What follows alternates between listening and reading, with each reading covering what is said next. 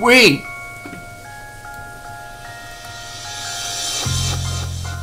Howdy doody, everyone. Hope everybody had a good July 4th week.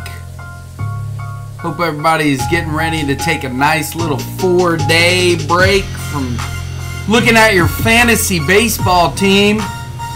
Go smoke a big fat one. Take a chill pill.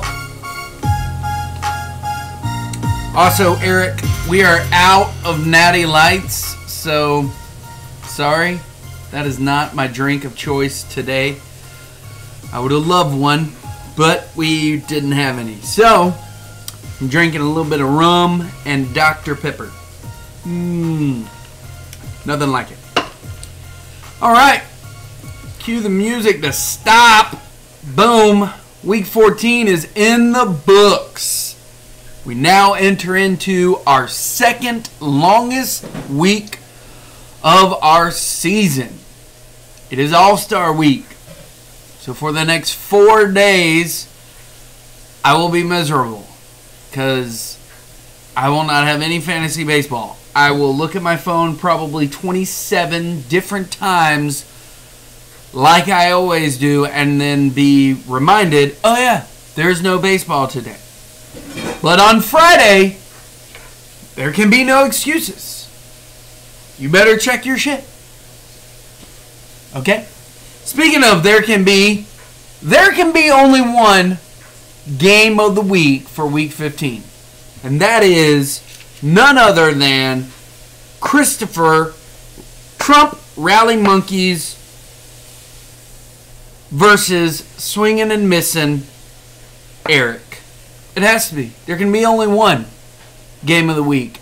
There's not a second. There's not a double trouble. There's not a triple rainbow. No.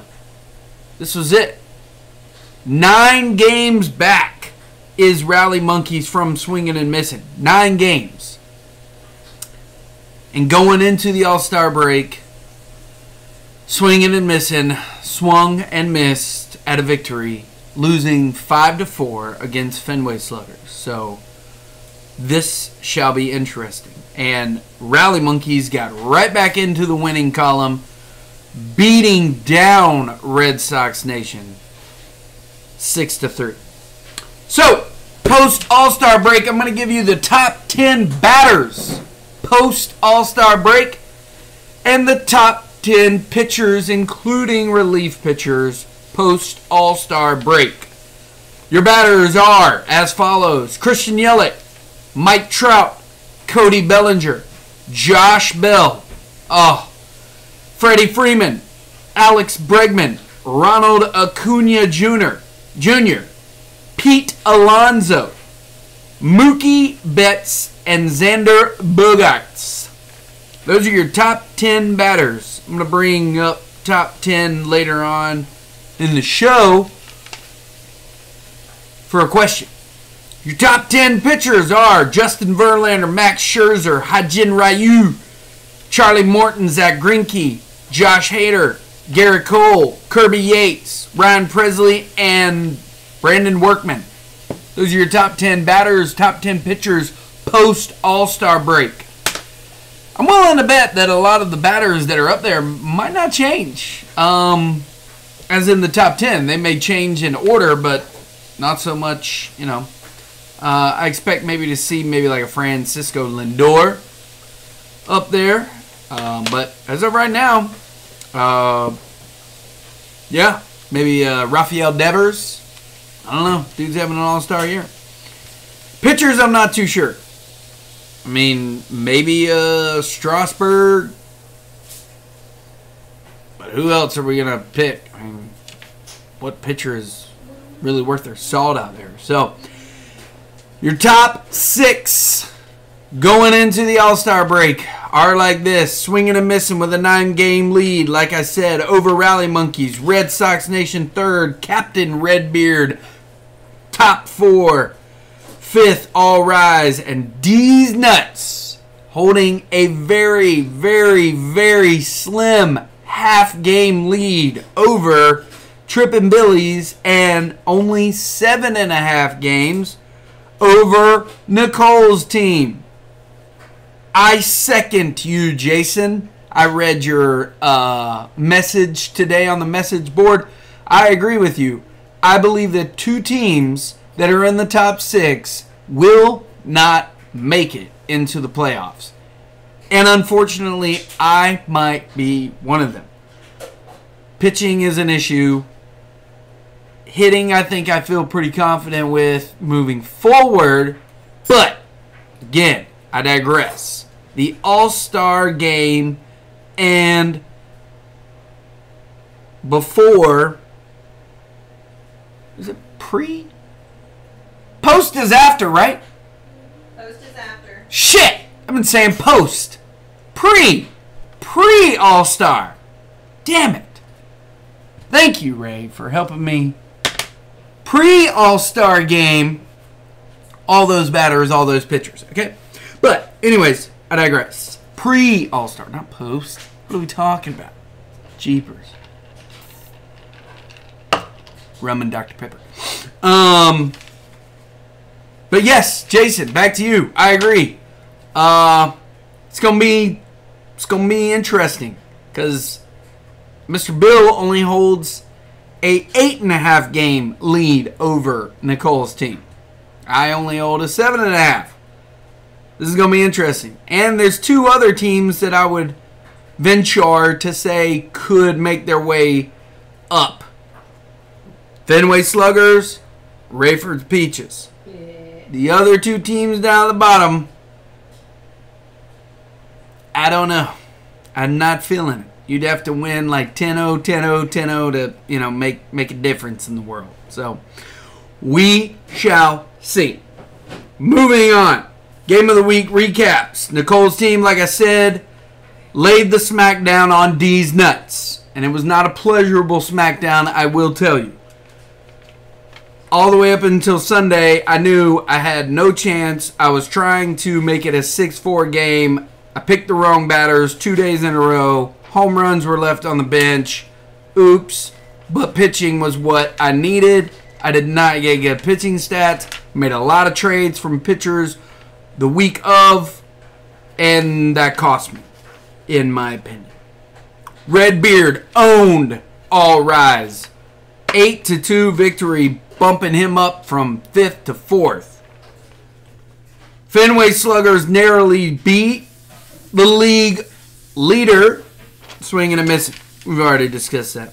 But Red Sox Nation could not keep the losing and turn it into a streak for old Rally Monkeys. So, now we get to hear that shit. Unfortunately, I had to pull up somebody with an oops. Granted, I'm going to take one for oopsing, dropping a few. Trippin' Billies also gets an oops for not playing Dansby Swanson, but he won his matchup. But for a team that could have just tied, not won, but tied, but a tie feels a little bit better than a loss, she can hear me, Rayford Peaches. She knew it was coming. Jay Bruce on Sunday, 2 runs, 2 home runs, 4 RBIs. 4 RBIs would have tied. Yikes. Therefore, 5-5. But, oopsie. But, you know what? We all make shitty mistakes. Anyways, mad props going to 3 teams this week. Rally Monkeys, All Rise, yikes. Why do I mention those 3 teams? 15, 14, 13. That's how many home runs each one of those teams hit in order. The rest of us couldn't come up with double-digit home runs. Now, granted, we left some home runs on the bench. What I'm saying is they didn't count to 10. Where was the flippin' offense for any of us this week? I know, right? Fucking All-Star, man. These players are like, the All-Star break's coming up, so I really don't want to, I don't want to play that well. I don't want to hit home runs. But, meanwhile, Rally Monkeys gets to lead the fucking way with 15 home runs. You're welcome for Josh Bell, you motherfucker. Moving on. Alright, so, again, I've already labeled there can only be one game of the week. That's Walker versus Eric, like I said. All right. Quick show, man. Not a lot to talk about. I broke down the top 10. I don't know what else to talk about. I did the oops. I gave mad props. Blah, blah, blah, blah. I gave pre, not post, all-star. Not going to try to help you with your team. Because y'all can make trades or whatever you need to do. Can you mute that? Thank you, bud. He didn't realize that It's all right. It timed out.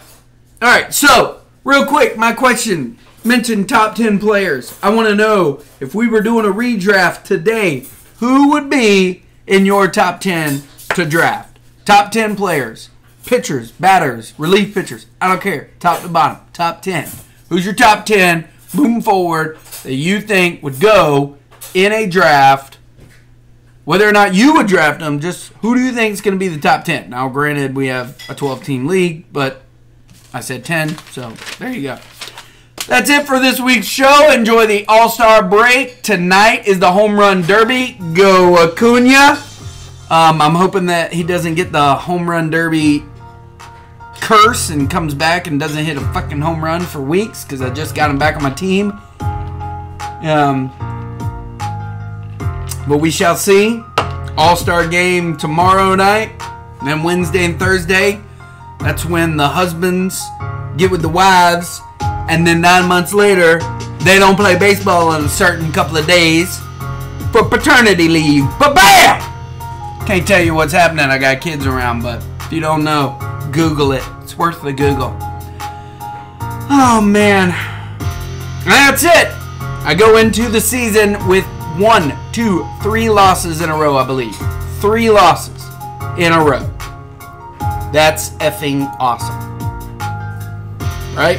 Yep. Loss, loss, loss. Close ones. Loss. No matter what. Doesn't matter. I'm filling up useless time. Peace!